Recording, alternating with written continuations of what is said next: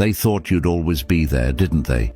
They got comfortable assuming your kindness, patience, and loyalty with things they could just expect forever. But here's the hard truth. People only truly see what they've lost after it's gone. We're often surrounded by those who take our time, our energy, even our love for granted, and we quietly endure, hoping they'll finally understand what they have in us. But what if the real path to your worth is not in their hands, but in the power of stepping away? Today, we're diving deep into a life-changing perspective rooted in Stoicism, the profound strength of silence and distance. This is more than just a strategy for self-respect. This is about taking back control of your own peace and letting others feel the weight of what they once took for granted. Stoicism teaches us that we can't control others, only ourselves. By embracing this philosophy, we gain a freedom that words, arguments, or pleas can't offer. Think of it this way. When you decide to step back completely, something remarkable happens. They begin to notice the emptiness, the missing presence that was always there to lift them up or make things easier. Your silence becomes a force stronger than words, one that speaks volumes and changes the dynamic completely. This isn't about playing games. It's about recognizing that sometimes the most powerful way to make someone value you is to let them experience life without you. So if you're ready to understand why this act of stepping back works so profoundly, if you're ready to reclaim your energy and make them realize just what they lost, stick around. We're going to uncover the 9 powerful shifts they feel when you simply disappear. And trust me, by the end of this, you'll see that valuing yourself, embracing your own worth, and stepping back isn't just empowering, it's essential. Let's get into it. This is the first sharp pang they experience when you decide to step back. It's that immediate jolt, the kind of shock that hits when the predictable becomes suddenly unpredictable. When you've always been the anchor, the dependable one, their abrupt realization that you're not there anymore sends a wave of discomfort that's hard to ignore. But why does this matter? Because it's the first sign that they've started to recognize your value, only through the lens of your absence. Stoicism teaches us the importance of self-sufficiency, the idea that our own worth and peace should never hinge on others' perceptions or actions. When you choose to disappear, even if it's temporary, it serves as a crucial reminder of this lesson. You're not just stepping back, you're setting boundaries. You're showing that you respect yourself enough not to be taken for granted. The silence you leave behind is not a void you've created out of spite. It's a space for reflection, both for you and for them. This rejection they feel is powerful because it breaks the usual narrative. They are forced to confront the possibility that they might have lost something invaluable. It shakes their normalcy, disrupts their expectations, and leaves them with a sense of loss that they didn't anticipate. This isn't just about missing the convenience of your presence. It's about realizing that the person who always supported them, listened to them, and stood by them might no longer be around. And here lies the power of Stoic philosophy. By managing your responses and choosing where to invest your emotions and energy, you take back control of your life. In Stoicism, there's a concept called the dichotomy of control, which teaches us to differentiate between what we can control and what we cannot. You cannot control how others value you, but you can control how much of yourself you're willing to give. This phase of rejection is crucial. It's where they learn that your presence is not a given, but a privilege. When they feel this sting of rejection, it's a profound moment for self-realization, not just for them, but for you too. It reaffirms that stepping back isn't about causing pain. It's about reclaiming your dignity. It's about teaching, through absence, what you perhaps couldn't through presence, that you are an individual of worth.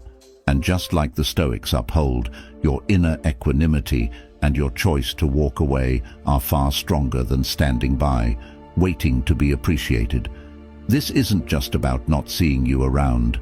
It's about the sudden absence of your energy, your laughter, the reassuring presence that once filled their days with light and warmth. This emptiness is palpable, like walking into a room where a bright light has been switched off, leaving behind only shadows of what was. It's in this silence that they start to truly understand the depth of what you contributed to their life, often taken for granted until it's no longer there. Stoicism introduces us to the concept of appreciating what we have while we have it, not in its absence. This is derived from the practice of negative visualization, a technique where you periodically envision losing things you value. This isn't to breed pessimism, but to foster a deeper appreciation for them and to temper the emotional distress if they were indeed lost. When you withdraw yourself from their life, it's as if you've activated this visualization for them, but in a direct, practical form. They are now faced with a stark reality, a glimpse of what life is like without your contributions, which can often feel like a cold wake-up call. This phase of emptiness is critical because it mirrors the void that absence of philosophy or deeper values can leave in one's life. Just as a life devoid of thoughtful reflection feels shallow, so does their life now feel bereft without you. It's a stark reminder that the connections which truly matter are those that nourish us, not just those that comfort us on the surface. In your absence, they confront the emotional and perhaps intellectual emptiness that comes from not having appreciated a good thing until it's gone. The emptiness they experience is a profound teacher. It teaches about value, the value not just of a person, but of the qualities that person brings into our lives. For you, stepping back is not a loss, but a reassertion of self-worth and an exercise in establishing boundaries, very much in line with Stoic principles. You control your presence, your participation, and through this control, you teach them about the essential Stoic virtue of self-sufficiency. You demonstrate that while companionship is valuable, reliance on others for personal value and happiness is not the path to true contentment. As they grapple with this emptiness, they learn one of life's critical lessons, the importance of valuing what and who we have when we have it. This stage of missing you serves not just as a period of longing, but as a crucial period of growth and understanding. It is an opportunity for them to fill the void, not with your return, but with their own personal development, aligning more closely with Stoic ideals of internal fulfillment and the pursuit of virtue over dependency. As the initial shock of rejection and the pangs of emptiness begin to settle, a new emotion starts to take hold, overwhelming curiosity. This isn't just about wondering where you are or what you're doing. It's a deeper, more consuming need to understand why. Why have you decided to step back? What led to this drastic change? Their mind races with questions, each unanswered query amplifying their need to know. This curiosity becomes a relentless force, driving them to reflect on every interaction, every conversation, and every moment that might have precipitated your departure. In Stoicism, curiosity isn't just about seeking answers. It's about understanding the cause and effect of our actions and the natural consequences that follow. The Stoics encourage us to examine our lives and actions critically. This helps in cultivating a profound understanding of our roles in the lives of others, and more importantly, their roles in ours. When you remove yourself from their daily life, you set in motion a process of reflection that is essential for personal growth. It's a practical application of Stoic thought. By stepping back, you force them to confront not just the reality of your absence, but the reasons behind it, which often points back to their actions or inactions. This curiosity also leads them to a greater appreciation of your value. They start to realize the significance of your presence, not just in moments of joy, but in everyday interactions that they might have previously overlooked. Each memory, each shared experience comes under scrutiny, not just as lost moments, but as lessons on what they might have done differently. This introspective journey is what Stoicism aims to provoke. It's about looking inward and finding out how one's own virtues and vices contributed to the current state of affairs. Furthermore, this overwhelming curiosity often pushes them towards a better understanding of Stoic acceptance. They begin to learn that some things, like your decision to step away, are beyond their control, and that wisdom lies in recognizing and accepting this fact rather than fighting it. This acceptance doesn't come easily. It's often a struggle against one's desires and fears, but it's a critical step towards achieving the Stoic ideal of tranquility. Once curiosity has opened the door, deep self-reflection walks through it. This isn't a shallow pondering. It's a profound, sometimes uncomfortable dive into their own behaviors, decisions, and the part they played in your decision to step back. They begin to question not just specific incidents, but their overall approach to the relationship. Did they take your presence for granted? Did they ignore signs that you were unhappy or feeling undervalued? This phase of self-reflection is critical because it moves beyond the surface level of missing what is gone to understanding why it left in the first place. Stoicism teaches us that wisdom comes from within and that true insight is a result of rigorous self-examination.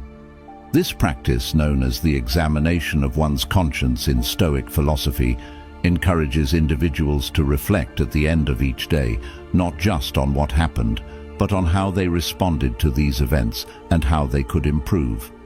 When you step away, it forces them into a state of forced introspection, a real-time examination of conscience over a longer and more impactful scale than daily reflections. It's about looking in the mirror and seeing not just the face, but the mind and spirit behind it. This deep self-reflection serves as a catalyst for personal growth. It's uncomfortable, yes, but necessary. As they sift through their memories and actions, they are likely to encounter regrets and missteps. However, the goal of this reflection isn't to dwell on these negatives, but to learn from them. Stoicism doesn't just teach acceptance of what we cannot change, it encourages proactive change of what we can control. They start to see how their actions or inactions may have contributed to your withdrawal, and in doing so, they begin to see the potential for change, for better ways of engaging with those they care about in the future. Moreover, this self-reflection often leads to a renewed appreciation for your qualities and the dynamics you brought to the relationship. They realize that your presence was not just about companionship, but about the balance and enrichment you provided in their life. This realization often brings them to another Stoic concept, the idea that external circumstances do not define our happiness, but our reactions to them do.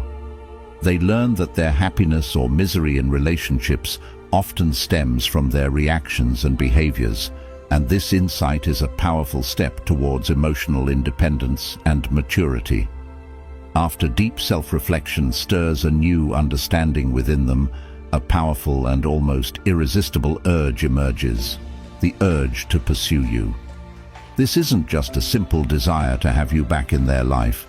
It's a driven, intense need to reconnect and correct the mistakes they've now recognized. It's as if the clarity gained from their introspection has lit a fire, a compelling call to action to reclaim what was lost, but with a newfound respect and appreciation for your worth. In Stoic terms, this urge can be likened to the concept of amor fati, or the love of one's fate. While initially, it may seem counterintuitive to link pursuing someone to accepting one's fate, it's about embracing the entire spectrum of experiences, both the loss and the effort to regain, all as parts of a larger, necessary journey in their personal growth. They come to understand that each step, including the pain of losing you and the drive to win you back, is essential in their development as a more thoughtful, committed individual. This phase of pursuit is crucial because it transforms their earlier passivity or neglect into active engagement. They are no longer taking the back seat in their relationships, expecting things to remain constant without effort. Instead, they're propelled into action, eager to show they can change and are willing to work for the relationship. This isn't about reclaiming a comfort zone, it's about stepping out of it, demonstrating through their actions what they've learned from their reflections. Moreover, this urge to pursue you is deeply infused with a newfound respect for your autonomy and qualities. They realize that any attempt to reconnect must honor your independence and the personal boundaries you've set by stepping away. This realization aligns with the Stoic emphasis on respecting the natural order and recognizing what is within our control and what is not. They understand now that they cannot control your decision to return, but they can control their approach, making it one of humility, sincerity, and commitment. The dynamic here shifts from one of taking to giving, from expecting to appreciating. As they reach out to you, their actions are infused with the lessons learned from Stoic teachings. The importance of virtuous living, of being proactive in one's duties, and of cherishing the human connections we have, not out of neediness, but out of mutual respect and love. This pursuit is therefore not merely a reaction to emptiness or curiosity. It is a proactive, thoughtful decision that marks a significant growth in their character. This stage ultimately tests their commitment to their insights and whether their self-reflection will translate into lasting change. It's a period marked not only by the desire to regain what was lost, but also by the desire to improve themselves, which is perhaps the most profound pursuit of all.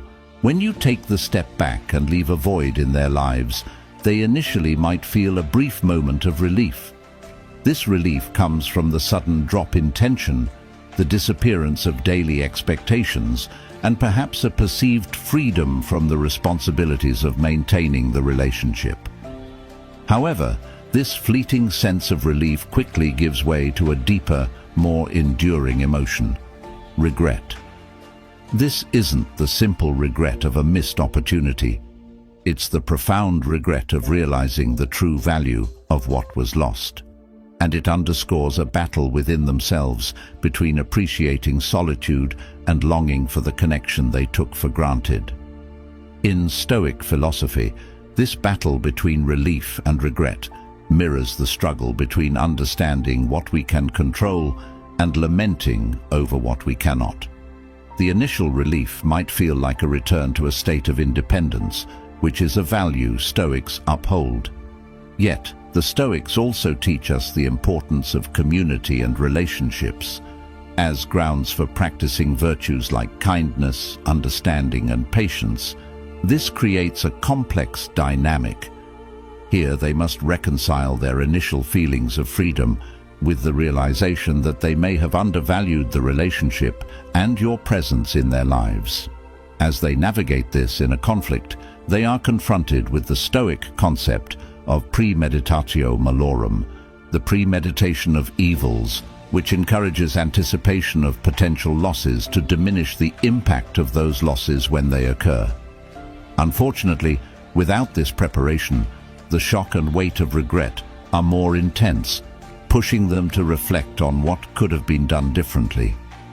This regret is a harsh teacher, but an effective one, providing clear lessons on the importance of mindfulness and appreciation in relationships.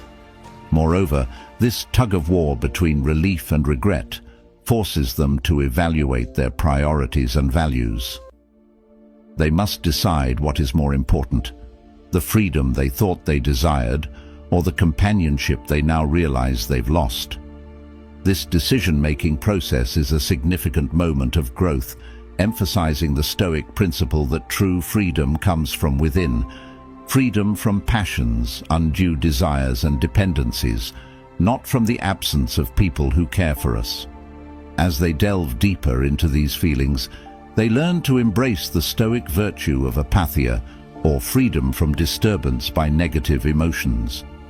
They start to understand that the regret they feel can be channeled into positive actions, like reaching out to mend things or changing their approach to relationships in the future. This is not about undoing the past, but about learning from it and moving forward with greater wisdom and emotional resilience. At this stage, the battle between relief and regret thus becomes a pivotal point in their personal development. It's where they learn the hard truth about the delicate balance between independence and interdependence in human relationships, and the importance of valuing and nurturing connections while they exist, not just in retrospect. Once the initial waves of regret begin to settle, a new strategy often emerges, a desire to play the game. This is not a straightforward pursuit, but a nuanced dance of push and pull, where they may attempt to regain some semblance of control or test the waters to see if they can entice you back without fully exposing their vulnerabilities. They might act indifferent or even appear uninterested, hoping to elicit a reaction from you to see if you still care. This tactical maneuvering is a natural response for many who find themselves in this tumultuous emotional landscape, caught between regret and a fear of outright rejection. From a Stoic perspective, this phase reflects a departure from the ideal of authenticity and virtue. Stoicism would caution against such games, as they stem from a place of deceit and manipulation, qualities that undermine true wisdom and virtue. The Stoics teach us the importance of directness and sincerity in our actions. They encourage living in accordance with nature, which in human terms translates to embracing honest and straightforward communication. When they choose to play these games, they are essentially straying from these Stoic ideals, letting fear and pride dictate their actions instead of reason and virtue. This desire to play the game is essentially a test of their Stoic resilience. Are they able to confront the situation with honesty and integrity, or do they revert to manipulation to protect their ego? This is a critical moment of choice, where Stoic teachings could guide them toward more genuine interactions. Stoicism would advise them to consider the virtuous path, engaging in actions that reflect their true intentions and feelings, without resorting to games that may complicate the situation further. Moreover, this phase is an opportunity for them to practice the Stoic principle of focusing on what is within their control, how they choose to act and react, rather than attempting to control your responses or feelings which are outside their power. The games we play are often attempts to avoid dealing directly with our fears and insecurities. By choosing a straightforward approach, they would not only align more closely with Stoic virtues, but might also find greater peace and clarity in the situation. After the interplay of tactics and emotional maneuvering comes the crushing weight of silence. This silence isn't just an absence of sound, it's a profound void where your presence used to be, a stark reminder of the depth of the connection now missing. As they experience this silence, it becomes a heavy, palpable force, filling each day and each moment with a sense of loss and emptiness. This isn't the silence of peace, but a silence that screams, echoing through the spaces where laughter, conversation, and warmth once resided. From a Stoic viewpoint, this silence can be seen as an opportunity, a teacher of sorts. Stoicism teaches the importance of being comfortable with one's own thoughts, of facing the internal void without flinching. This practice is about finding tranquility, not by filling every silence with noise, but by embracing silence as a moment to reflect, to grow, and to understand oneself better. For them, the silence that follows your departure serves as a crucial test. Can they find contentment alone, or does the absence drive them to distraction? This period of silence forces a confrontation with their inner self that many may avoid under normal circumstances. It asks them if they can be truly self-sufficient. Self-sufficiency isn't about being isolated or emotionally disconnected, but about finding a state of contentment that doesn't depend on external validations or presence. It challenges them to derive their worth not from the company they keep, but from the virtues they practice and the life they lead according to Stoic principles. Moreover, the crushing weight of this silence highlights another Stoic concept, the idea that we should not fear loss or absence, but rather see it as part of the natural urban flow of life. Everything is transient, and our attachments, while natural, should not control us or our emotions to the point of despair. This phase of silence is their moment to apply this teaching, to use the absence, not as a source of pain, but as a space for cultivating personal resilience and emotional independence in navigating through the silence. They have the opportunity to redefine their understanding of relationships and attachment. Stoicism doesn't advocate for the absence of relationships, but suggests that we should enjoy them without becoming dependent on them, that we should love without clinging and engage without becoming entangled in the threads of expectation and demand. The silence thus becomes a canvas on which they can paint a new picture of who they are and how they relate to others, guided by the Stoic ideals of wisdom, courage, justice, and moderation. As the echo of silence grows louder, a pivotal emotion begins to surface, one that fundamentally shifts their perspective and actions: fear. This isn't just any fear, it's the deep-seated fear that they may have lost you for good. This realization dawns on them, not gradually, but in sudden, stark awareness, filling them with anxiety and an urgent need to mend what might be irretrievably broken. They fear not just the permanence of your absence, but also the possibility that you have moved on to a life that perhaps is happier and more fulfilling without them. This fear is profound because it confronts them with their vulnerability and the real possibility of loss, driving them to act, to reach out, to try to bridge the gap that silence has only widened. In the context of Stoicism, this fear represents a departure from the ideal of rational control over one's emotions and desires. Stoicism teaches us to face our fears with a sense of detachment, understanding that most of what we fear is outside our control, including the actions and feelings of others. However, in this intense moment of fear, they experience the very human side of attachments, highlighting a crucial area for Stoic practice: the confrontation with and management of fear itself. Stoic philosophy would guide them to use this fear, not as a spur to desperate actions, but as a moment for deep reflection on their dependencies and attachments. It encourages an examination of whether their fear is based on true loss of something good, or the bruising of ego, or perhaps a realization of their past complacency in the relationship. By dissecting this fear, they can begin to apply the Stoic principle of focusing only on those aspects of the situation within their control, such as their own actions and attitudes, rather than the outcome of their attempts to reconnect with you. Moreover, this fear that brings them back can be transformed into a positive force, a catalyst for genuine change. It can push them to reevaluate how they view relationships and what they value in them. They are prompted to consider the Stoic virtues of courage, honesty, and commitment, virtues that may have been lacking or untested in their interactions with you previously.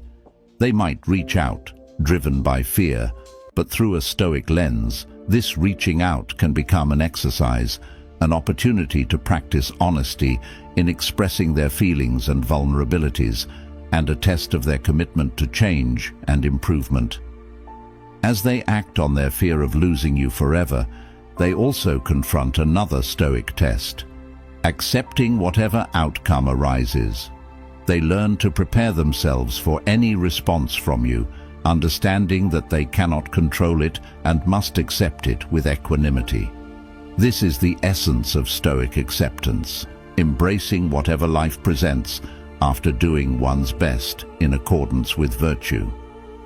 Thank you for joining me today on this deep dive into the complexities of stepping back and the powerful emotional journey it can ignite. Remember, in the silence of absence, the lessons are loud and the growth is profound. If you're curious about further exploring the Stoic path to handling relationships and emotions, check out the video popping up on your screen now. We delve even deeper into how Stoicism can transform not just your personal connections, but your entire approach to life's challenges.